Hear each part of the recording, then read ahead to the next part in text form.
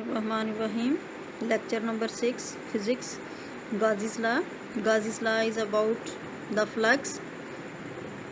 We can calculate flux for any closed surface using Gauss's law. Suppose point charges Q1, Q2, Q3, Qn are arbitrarily distributed in an arbitrary shape closed surface as shown in figure 12.16. Using idea given in the previous lecture, the electric flux passes through the closed surface is phi is equal to Q over epsilon naught.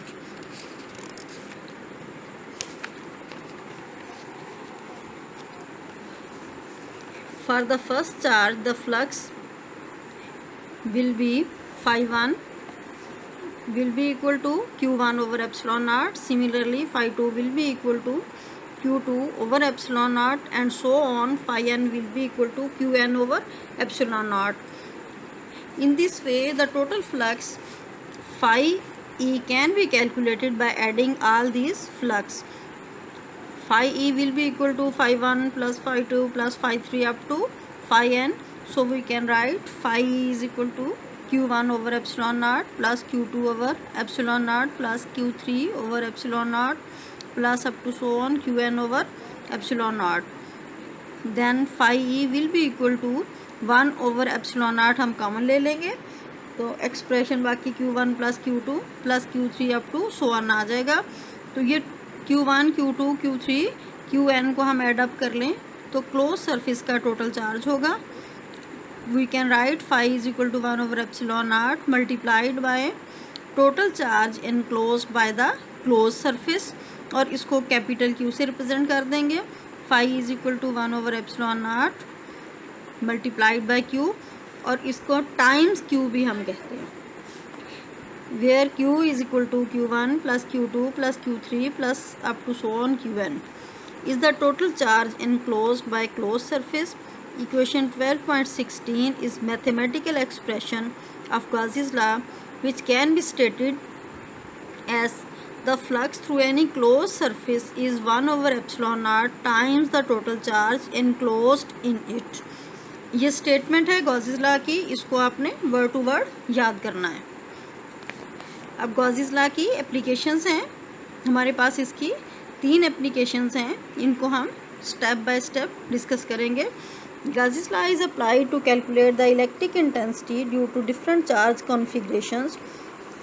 In all such cases, an imaginary closed surface is considered, which passes through the point at which the electric intensity is to be evaluated. This closed surface is known as Gaussian surface. Its choice is such that the flux through it can be easily evaluated. Next, the charge enclosed by Gaussian surface is calculated, and finally the electric intensity is computed by applying Gauss's law, equation 12.16, which is phi is equal to 1 over epsilon naught multiplied by Q.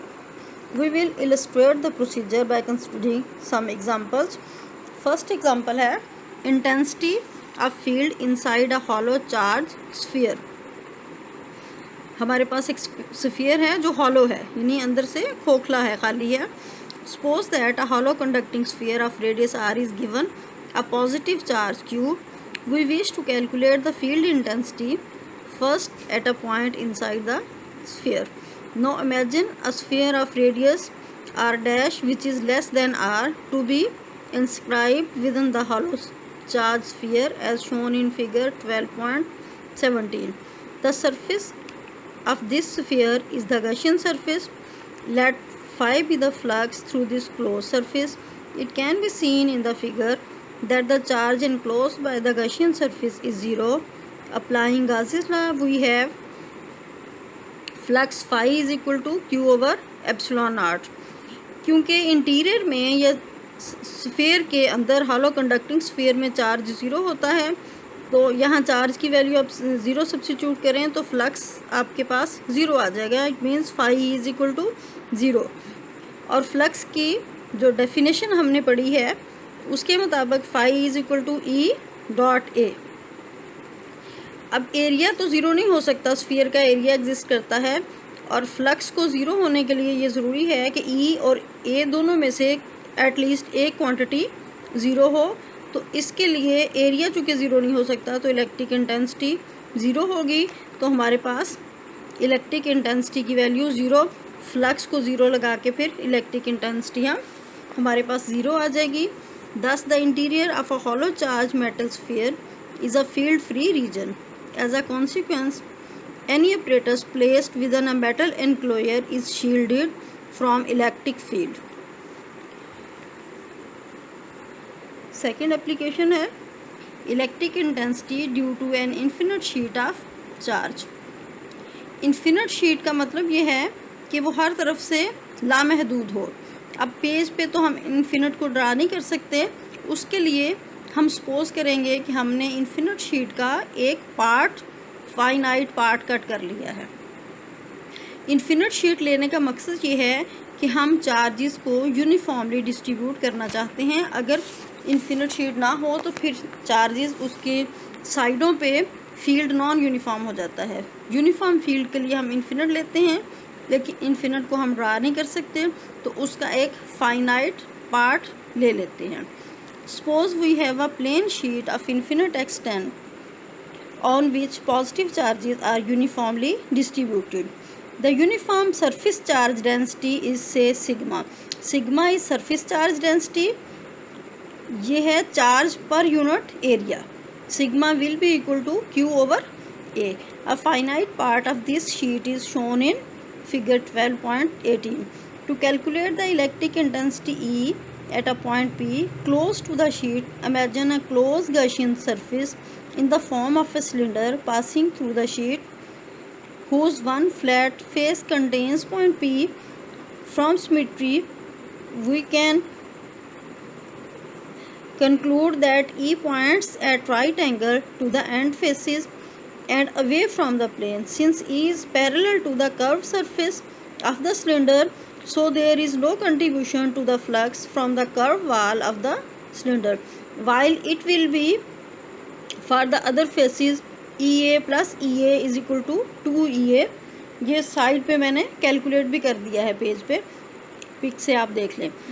Through the two flat faces of the closed cylindrical surface, where A is the surface area of the flat face, figure 12.18.